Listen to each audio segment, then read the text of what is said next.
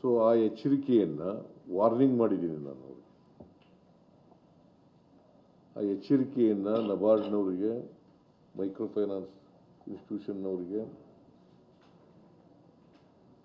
ಮತ್ತು ಬೇರೆ money lending ಇನ್ಸ್ಟಿಟ್ಯೂಷನ್ಸ್ಗಳಿದ್ದಾವಲ್ಲ ಇವ್ರಿಗೆಲ್ಲ ಕೊಡ್ತಕ್ಕಂಥದ್ದನ್ನು ಮಾಡಿದ್ದೀವಿ. ಈ ಮನಿ ಲೆಂಡಿಂಗು ಕಾನೂನುಗಳಿದ್ದಾವಲ್ಲ ಇವತ್ತು ನಮ್ಮ ರಾಜ್ಯದಲ್ಲಿ, ಅವಕ್ಕೆ ತಿದ್ದುಪಡಿ ಮಾಡಬೇಕಾದ್ರೆ ಕೂಡಲೇ ತಿದ್ದುಪಡಿಗಳನ್ನು ಮಾಡ್ತೀವಿ. ಅವುಗಳನ್ನು ಇನ್ನೂ ಬಲಯುತವಾಗಿ ಮಾಡಬೇಕಾದ್ರೆ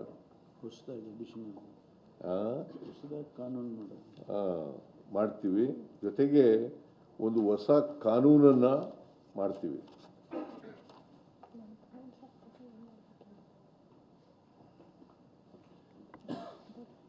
ಹೊಸ ಕಾನೂನನ್ನು ಮಾಡ್ತೀವಿ.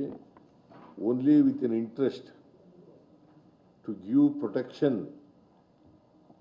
to the interest of the borrowers, genuine borrowers.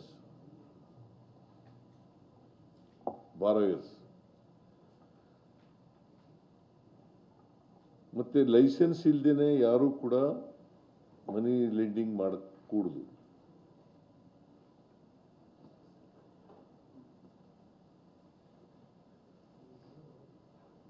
ಪ್ರತಿ ಜಿಲ್ಲೆನಲ್ಲೂ ಕೂಡ ಜಿಲ್ಲಾಧಿಕಾರಿ ಕಚೇರಿಗಳಲ್ಲಿ ಒಂದು ಸಹಾಯವಾಣಿಯನ್ನು ತೆರೀತಕ್ಕಂಥ ಕೆಲಸವನ್ನು ಮಾಡಬೇಕು ಅಂತ ಹೇಳಿದ್ದೀವಿ. ಅಲ್ಲಿ ದೂರುಗಳನ್ನು ಕೊಡಬಹುದು.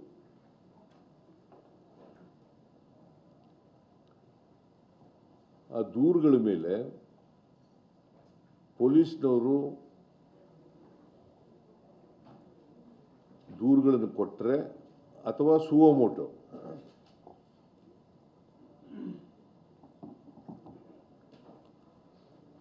if there are violations of the rules, regulations and law,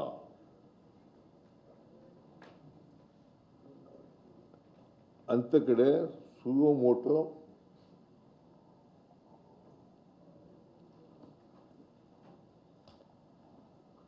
ಪೊಲೀಸ್ನವರು ಕ್ರಮ ತಗೊಳ್ತಕ್ಕಂಥ ಕೆಲಸವನ್ನು ಮಾಡ್ತಾರೆ.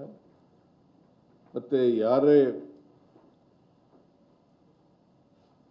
ಬಲಾತ್ಕಾರದಿಂದ ವಸೂಲು ಮಾಡ್ತಕ್ಕಂಥದ್ದು,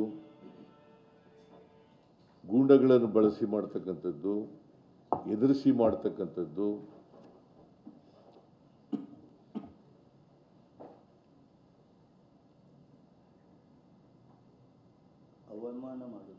ಅವಮಾನ ಮಾಡ್ತಕ್ಕಂಥದ್ದು, ಅಗೌರವ ಮಾಡ್ತಕ್ಕಂಥದ್ದು,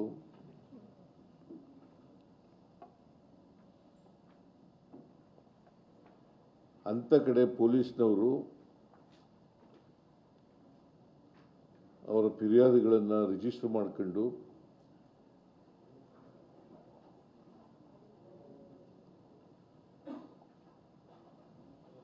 ಕಾನೂನು ರೀತಿಯ ಕ್ರಮ ತಗೊಳ್ತಕ್ಕಂಥ ಕೆಲಸವನ್ನು ಪೊಲೀಸ್ನವರು ಮಾಡಬೇಕು ಅಂತೇಳಿ ತೀರ್ಮಾನ ಮಾಡಿದ್ದೀವಿ. ಮತ್ತು ನಾವೇನು ಹೊಸ ಕಾನೂನು ಮಾಡಬೇಕು ಅಂತ ಮಾಡಿದ್ದೀವಿ, ಆ ಕಾನೂನನ್ನು ಕೂಡಲೇ ಮಾಡ್ತೀವಿ. ಅದನ್ನು ಲಾ ಡಿಪಾರ್ಟ್ಮೆಂಟ್ನವರು, ರೆವಿನ್ಯೂ ಡಿಪಾರ್ಟ್ಮೆಂಟು, ಫೈನಾನ್ಸ್ ಡಿಪಾರ್ಟ್ಮೆಂಟು ಮತ್ತು ಹೋಮ್ ಡಿಪಾರ್ಟ್ಮೆಂಟ್ ಚರ್ಚೆ ಮಾಡಿ, ಬೇರೆ ರಾಜ್ಯಗಳಲ್ಲಿ ಈಗ ಆಂಧ್ರ ಪ್ರದೇಶದಲ್ಲೂ ಕೂಡ ಕಾನೂನು ಮಾಡಿದ್ದಾರೆ.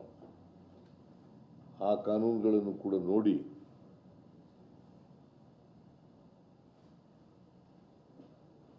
ಕೂಡಲೇ ಆ ಕಾನೂನನ್ನು ಸುಗ್ರೀವಾಜ್ಞೆ ಮೂಲಕ ಮಾಡ್ತಕ್ಕಂಥದ್ದನ್ನು ಮಾಡ್ತೀವಿ.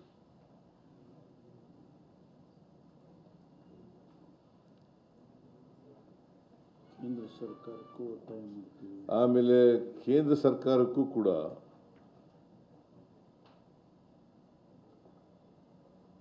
ಈ ಕಿರುಕುಳವನ್ನು ತಪ್ಪಿಸಲಿಕ್ಕೆ, ಹೆರಾಸ್ಮೆಂಟನ್ನು ತಪ್ಪಿಸಲಿಕ್ಕೆ ಬಾರೋಯರ್ಸು ಈಗ ಅನೇಕ ರೀತಿಯಲ್ಲಿ ಊರು ಬಿಟ್ಟು ಹೋಗೋದು, ಆತ್ಮಹತ್ಯೆ ಮಾಡ್ಕೊಳ್ತಕ್ಕಂಥದ್ದು, ಅಥವಾ ಬೇರೆ ಇನ್ಯಾವುದೇ ರೀತಿಯಲ್ಲಿ